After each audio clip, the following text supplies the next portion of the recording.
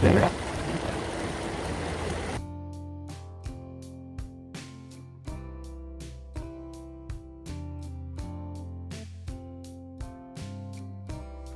welcome to You Just Watch with Adi.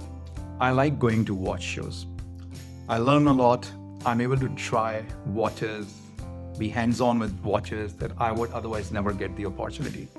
So today, I am going to give a quick overview of a visit to the Finland Watch Show. This event happened in May of 2026 in Helsinki, Finland, and as watch fairs go, it wasn't a very big event space or a big event, but nonetheless, it was very interesting.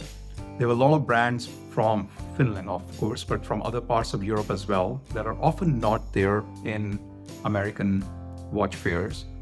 And then there was also very interesting display of watches made by students from the Finnish Watchmaking School. And this is a school near Helsinki, and it's one of the very interesting places as making schools go because it's one of the few ones, and it's also a program that really not only gives hands-on learning experience to students, but is in the slow mode of watch designing. The idea is that you take your time and you really learn how to work with different machines, different instruments, and hone your skills. So it was really intriguing to see some of the pieces from students who were graduating from this school.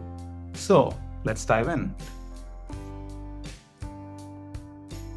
The Finland Watch Show was held on May 8th and 9th, Helsinki, Finland, and 8th was more of a private session, 9 was open for public, and the show was held in the heart of the city. And in addition to different watchmakers that were in attendance, there were also some panels with experts, and two of the experts, Kari, Voutilainen, and Stepan Sarpaneva, were there, and they are some of the most well-known names in the Finnish watchmaking community. And quite a few companies came, and so did some jewelers who sell new and pre-owned watches. They were in attendance as well.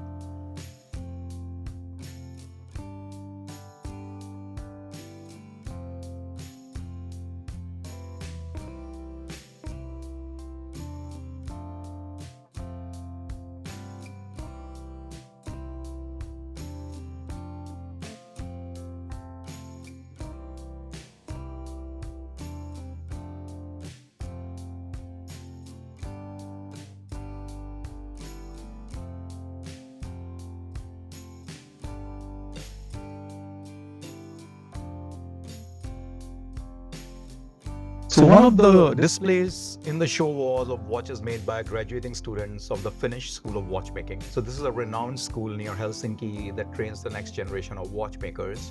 And both the students of the institution and instructors were in attendance to talk about their creations and their process.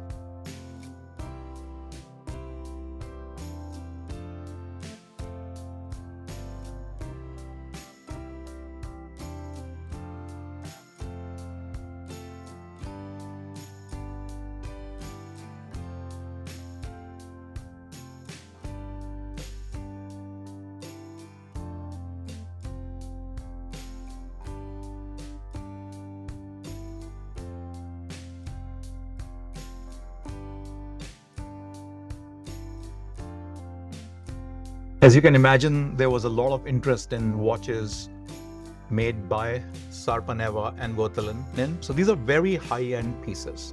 And a lot of the watches actually that were on display, and some of even the other micro brands were what you would say on the more niche and high-end side of watchmaking.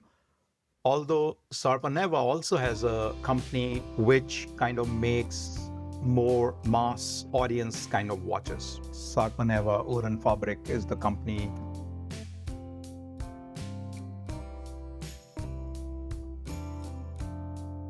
Another company which is an independent Swiss watchmaking company that was there is Zeitwinkel, and they do handcrafted timepieces with automatic movements, and these are very high-end watches made by hand for the most part.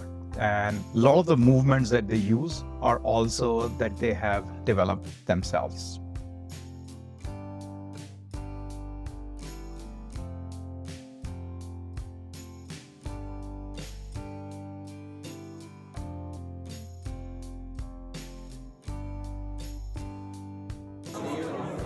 Specifically made these dials are needs to we analyze the piping. Another relatively niche high-end kind of watch company that was there is GOS.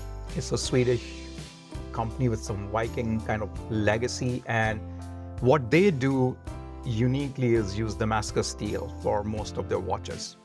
And it was really interesting to talk to Patrick, one of the watchmakers, and he explained the whole process of making the Damascus steel, and he had a piece of steel with him where you could see how they work with it and the whole process of how they go about actually making these watches. Moving on to more of kind of, known brands, one of the companies I was really happy to see and experience for the first time with watches on my hand is Raymond Weil.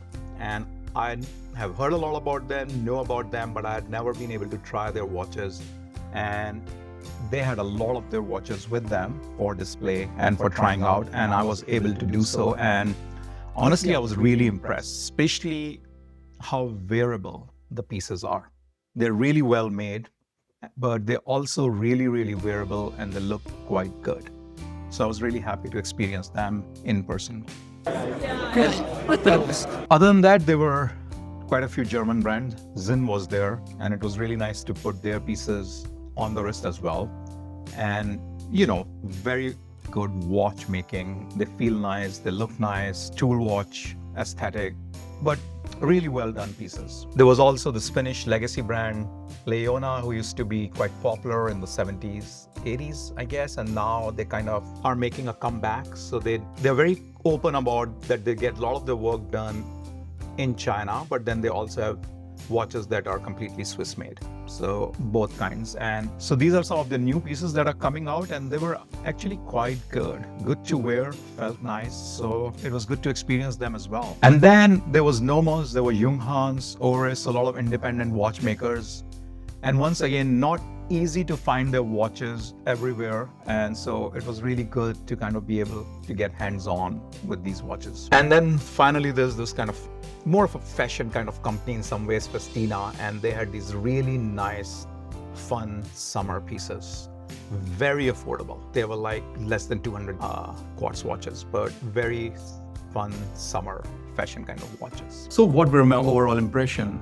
And as I've mentioned in my earlier videos, I'm just very intrigued and interested by different things that are going on in different places around the world when it comes to making watches. Whether they're micro brands or they are established companies from different places, companies that are trying to reinvent themselves. There's just so much to learn when you visit one of these watch fairs. And my most interesting experience, the thing I enjoy the most, is talking to different people.